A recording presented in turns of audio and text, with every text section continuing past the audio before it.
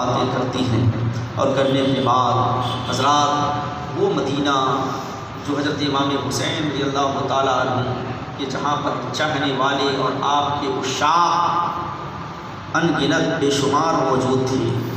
جس کے در و دیوار سے حسین کو محبت تھی، اس مدینے کو چھوڑ کر حضرت امام حسین رضی اللہ تعالیٰ عنہ کربلا کی طرف روانہ ہو گئے۔ حضرت صغرا دیکھتی رہ گئی، قافلے کو جہاں تک نظر گئی قافلے کو دیکھتی رہی۔ جب غبار قافلے کا ختم ہو گیا، آنکھوں سے قافلہ اوجھل ہو گیا، حضرت صغرا اپنے گھر میں تشریف لاتی ہیں، اور یہ قافلہ مدینہ المنورہ سے چلتا ہوا مکہ المکرمہ میں آ کر کے پہنچتا ہے۔ ایام حج ہے، حج کا موسم ہے، ساری دنیا کے لوگ حج بیت اللہ کے لیے مکہ شریف تشریف لا رہے ہیں، مگر نواز رسول آپ مکہ المکرمہ کو بھی چھوڑ کر کے کہیں اور جانے کا آپ ارادہ فرما رہے ہیں، اور وہ ارادہ اس لیے کر رہے ہیں کہ کوفیوں کی بے شمار حدود کم سے کم 150 حدود، اس سے زیادہ مورخین نے زیادہ بھی لکھا ہے، کسی نے 1000 لکھا ہے، کسی نے 1500 تک لکھا ہے، مگر کم سے کم جو تعداد ہے وہ 150 حدود کوفیوں کے آئے حضرت امام حسین کے نام، اور خط میں لکھا کیا تھا، اے ابن رسول، اگر آپ کوفہ تشریف نہیں لائے اور ہمیں مجبوراً یزید کی بیعت کرنی پڑی تو قیامت کے دن ہم آپ کے نانا جان سے شکایت کریں گے کہ آپ کا نواسہ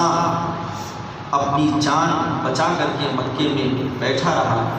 اور ہمیں مجبوراً ایسے شخص سے بیعت کرنی پڑی جو ظالم و جابر تھا، جو گناہ گار تھا، جو فاسق و فاجر تھا، ایسے انسان کے ہاتھ میں مجبوراً ہمیں بیعت کرنی پڑی۔ حضرت امام حسین اس خط کو آپ نے پڑھا، آپ کوفہ جانے کا ارادہ کر رہے ہیں، مگر حضرت عبداللہ ابن زبیر،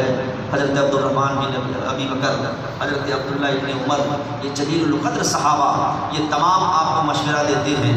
کہتے ہیں حسین اس وقت روئے زمین پر آپ سے بڑا ہماری نظروں میں کوئی نہیں ہے، آپ سے افضل کوئی نہیں ہے، آپ کوفے مت جائیں، اس لیے کہ الکوفی لا یوفی، کوفیوں کے اندر وفا نہیں ہے۔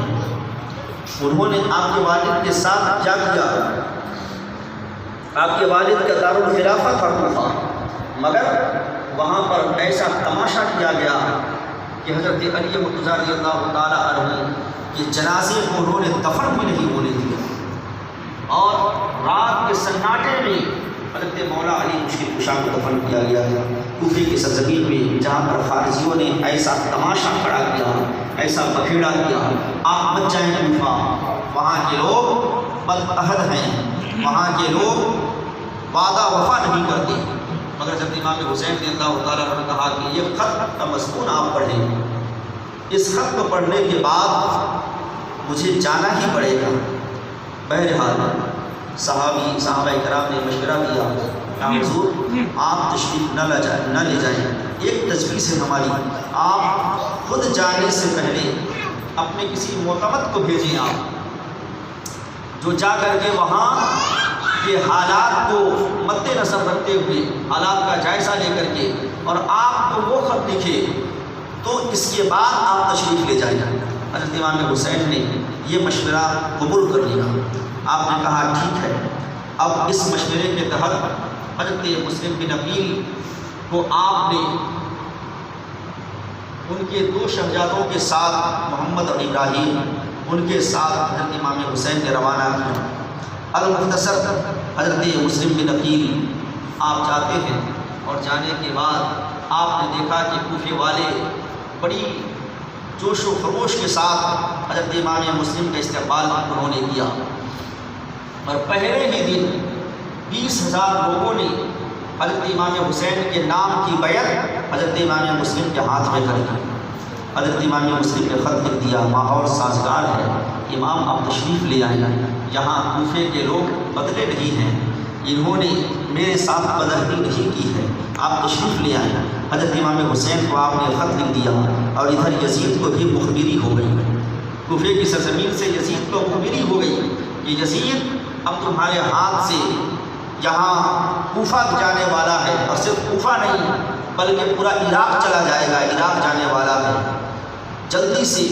نعمان بن بشیر کو معزول کر کے ان کی جگہ میں کسی ایسے سخت آدمی کو گورنر بنا کر کے بھیجو جو حضرت مسلم کے اوپر سختی کر سکے۔ نعمان بن بشیر ان کے اوپر سختی نہیں کر رہے ہیں، مخبری ہو گئی۔ اب یزید اس نے ابن زیاد کو، جو اس وقت بصرہ کا حاکم تھا، اور اسے خبر بھیجی کہ تمہیں میں بصرہ سے، وہاں سے تمہارا بدلی کر کے کوفے کا گورنر تمہیں بناتا ہوں، اور ساتھ ہی ساتھ رے کی حکومت کہ اس نے لالچ دی کہ رے کی حکومت بھی تمہیں ملے گی، ایک مشن ہے جسے تمہیں پورا کرنا ہے، اگر کامیاب ہو گئے تو رے کی حکومت تمہیں ملے گی۔ رے اس کا اس وقت نام جو ہے، اس شہر کا نام تہران ہے، یہ ایران کا بہت بڑا شہر ہے، اس وقت اسے رے کہا جاتا تھا، اس کی حکومت ملے گی۔ ابن زیاد اس نے یزید کا حکم پا کر کے وہاں سے بصرہ سے گیا اور حجازی لباس پہن کر کے وہ کوفے کی سرزمین میں داخل ہوا۔